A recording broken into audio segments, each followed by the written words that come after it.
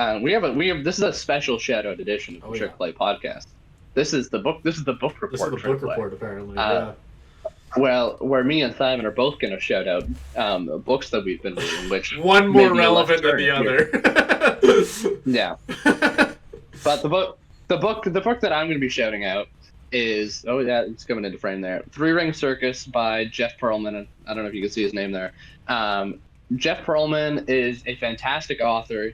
I've read quite a few of his books. The one that I love the most is Football for a Buck, which is his book about the USFL, not the USFL that recently existed, but the one back in the 80s. And it's a fascinating story. I know I loved it. This is the one book where I gave to our friend Matthew, who normally doesn't read, and he was fucking going off about this book because it's just so fantastic. It's a very interesting story, and there's so many it's something you don't really know about as a sports fan. It's not like it's talked about all that much, so it's a lot of insights and a lot of crazy twists and turns that you don't expect from that kind of thing. Great book. I also read his Brett Favre book, which is another really good one. I also read he has one about the Cowboys dynasty of the 90s. That one is also great. I think I've seen that one. Yeah, that Boys Will Be Boys is what that's called. what it was. Yeah. Which has the most... That one I still really liked. It has the most metal opening, chapter of all time. If you even, go into a bookstore and don't want to buy the whole thing, just read the first chapter, and it's holy shit, that happened? Oh, yeah, it did. I won't spoil it, but it's fantastic writing. Anyways, this is the one I'm shouting out now. I'm not all that way. I'm not that far through it because I started reading it a few days ago. Yeah. So what is that for you? How many pages? Because I'm curious. I'm at 150. Okay, that should show the difference in how much me and you read then. Because I will say, despite the bookshelf that I have back here, a lot of these books I read when I was younger. Most of these, I would say I read before the age of 15, which would be 4 years ago at this point. I am not an avid reader by any means of the imagination. But, that being said, earlier this week I took both my sisters to the mall and they wanted to go to the bookstore for whatever reason. Apparently Percy Jackson something or other, I don't know. Anyway, there's some Percy Jackson thing is happening, I guess. I think. The new show. Yep. Oh, well, there you go. There's something happening. One of my sisters wanted to go get a book there.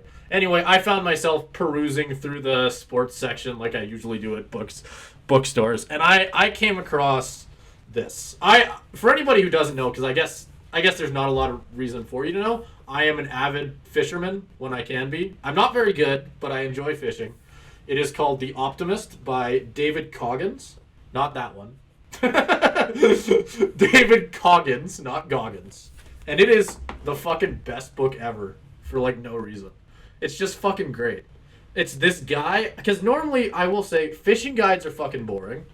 I can understand why people would find them interesting, I guess, but personally, whenever I've wanted to get better at fly fishing for a long time now, and I suck at it. But I also hate reading fishing guides. So I just find myself basically just throwing shit at the wall and just trying to figure it out on my own, which is not a good way to go about it by any means. I just don't like fishing guides. So I picked this one up, and it's basically a fishing guide in a biography. So it's him explaining all of these stories of all his fishing stories, because he's fished all over the world, and while also giving tips and tricks for all that shit, how specifically how he ties his flies and all that shit. For me, it has been interesting as hell. I will say I've had it now since I went and got this on Monday. So we're recording this when? Friday? So 5 days. I'm 35 pages in. So I have been picking it up for 10 minutes. Every once in a while and just reading it. I've been going slow.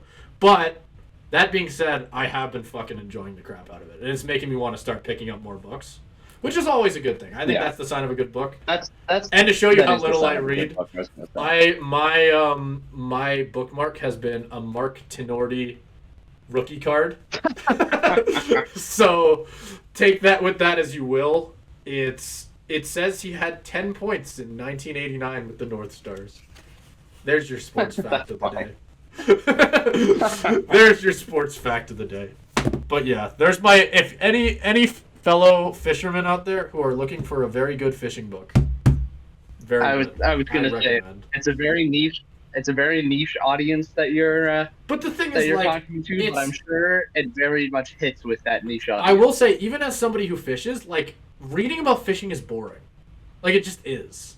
Like, there's not a lot, like, to... But he does it really, really well. Like, the way that he's, like, explaining everything, where it shows he has a lot of wisdom to pass on, but he also has a lot of humor to it. So I recommend it to anybody who's interested in either learning more about fishing or just wants to read a book that, like, it's making me excited for spring. Like, it's that kind of book where I'm excited to be able to get back on the river. So, I don't know. I have been enjoying it. So there's the end to our very odd podcasts. I do want to mention. I don't think I mentioned actually what this book is about. Sure. I do. You know what? If you want to hold it up, this will be a thumbnail. Yeah. Thumbnail. Book report. Book report. But yeah, no. Like I think I was just talking about other Jeff Pearlman books for a lot of that. But I do want to say, like, this one is about the 2000s Lakers with Kobe and Shaq, and kind of covers that whole era.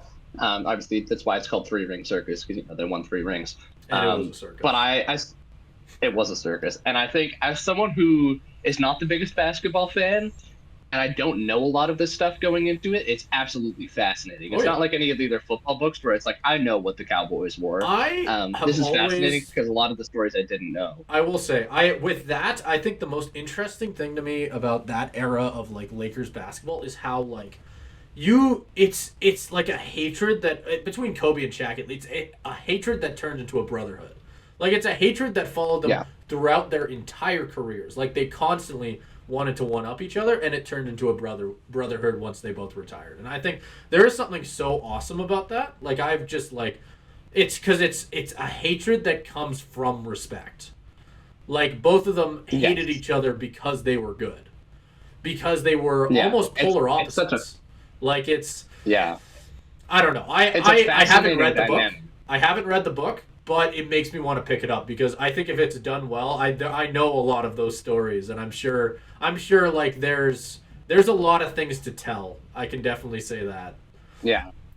I've gotten so much more insight into both who Kobe and Shaq like were as people that I did not know before, and it captures their dynamic pretty well because everything you just said, like, I'm only like a third of the way through, but that's still captured very well in terms of both their drive to be the best and to be the leader of that team. They both wanted to be the best, but they both went about it in very different ways.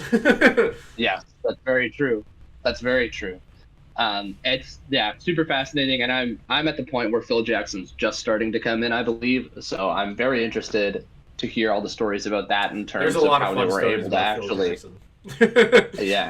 terms of how they were actually able to kind of wrangle those personalities. I was gonna say he is one of the more interesting coaches to learn about because when you hear about like who he's coached, with it being like Michael Jordan and Kobe and Shaq, you don't necessarily, I don't know what you expect out of his coaching style, I guess, if you don't know anything about him going into it, but you will certainly be surprised if you do not know anything about him.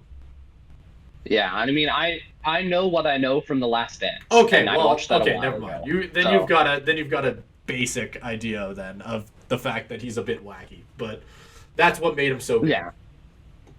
Yeah. But I'm still very interested to read about it because I know a lot more because of that. I know a lot more about his Bulls days than his Lakers days. Yeah. So I'm fascinated, and I know like there's always just these little like tidbits of stories that are so interesting because they're just so small in scale, but so just like fascinating. And it's like, the only time you would hear about this is in a book like this. Oh yeah. Where it's just so focused on one thing that those little stories really come to light. Yeah, and I've wanted, and that's a big reason I've wanted to get back. The reason I like stopped reading at least in my head, or I stopped reading as often, is mainly because I felt like I had read everything that I wanted to, I guess. Because I had a very like niche thing. Like I only wanted to read about athletes I was interested in, and I only wanted to read sports biographies and nothing else. So I just stopped. Like at a certain point, I had read everything related to the athletes I wanted to know about. Like, I mean, you can kind of get a pretty basic idea of like Wayne Gretzky, Kobe, Clint Mahavlik or Mahavlicek. That's just an interesting story. Gordie Howe. I mean, after that, it kind of just goes all over the place. But there's most of them I started reading because I wanted to learn more about that specific player. And at a certain point, it was I'd walk through the aisle and just go like, I've read that. I've read that. I've read that. It was either I've read that or I don't know. I didn't want to read about like. I don't care about this. Yeah. Yeah, like, and so I just ended up stopping. But like, it's. I think I'm learning that I have to pick up. I want to get back into it. So maybe I'll find something after in 10 years I get through this. For me, yeah. For me in sport, because I had a similar kind of thing with sports books. For me, the autobiographies, while interesting, I think they kind of pale in comparison to books like this, where it's like an investigative look at a specific period for a specific thing. I want to pick up more it's really interested. That stuff's really interesting to me, and it doesn't even just have to be like Jeff Pearlman. I think is the master of it, but there's been other books I read that I don't know the author of. There's one guy who like did an examination of college football in general. That was really fascinating, but I didn't even know a lot about that. It's just like these like really in-depth reported stories that I find super fascinating. And while I still love the autobiography, like I've read Wayne Gretzky's stuff. I've read Steve Young's book was actually pretty good too. But I'm trying to remember. One second. I'm gonna see if I actually have it. I don't know if I ever actually finished it, but this is a pretty good example of that. One second. Distracts. Is this what I think it is? Oh no, it's not. Never mind. Okay. I totally didn't just drop that book. Shut up. You didn't see that? Hear that smoke bomb? But there was some sort of, I don't remember who wrote it or what it was even called, but there was like a book like that about the Flames and Oilers rivalry that I wanted to read, and I just never. The Battle of Alberta. Was it just called the Battle of Alberta? I think it was just called the Battle of Alberta. I don't remember. I think I gave that book to my dad for Christmas.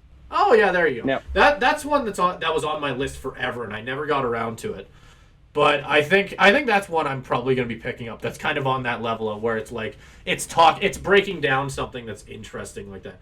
Another one I really want to read that's again it's Lakers related, different era. I want to learn more about the 80s for the Lakers because I know they made a show based off of it, but I'm not a big show guy. Like I think I'd actually rather read about that in a book. So I think I'm going to have to at some point pick up some sort of book. Because I know a lot of the stories, but I want to know the full big picture with all that stuff. Because there's a lot of very interesting stuff. You know what is that? That show is based on another Jeff Pearlman book. Is it really? Yeah, that would make sense. It is. He's kind of the master at this. Do you know what it's called? He wrote a book. I think it's just called Showtime. Oh, Showtime, Magic well, that's Dream, the name of the show. I think. Yeah, that's written in 2014. That's the one. So if you're looking for that, I haven't read that one, but it's considering how much I've read of this author, I can vouch for it. You can vouch for it. Yeah. Without even having read it, I just know his style and I know that it's fantastic. Yeah, I mean, fair enough. Like, yeah, that one. It took me a second to pull up. But yeah, no, that is one that is also on my list, has been on my list for a while. I think I've got to hit that. I've got to hit, like, oh, crap. We've got the name tags up now. I don't even understand how this stuff works. Know. Whoa. Name tag's gone. You will now forget who I am. Anyway, thank you for tuning in to our book report, apparently.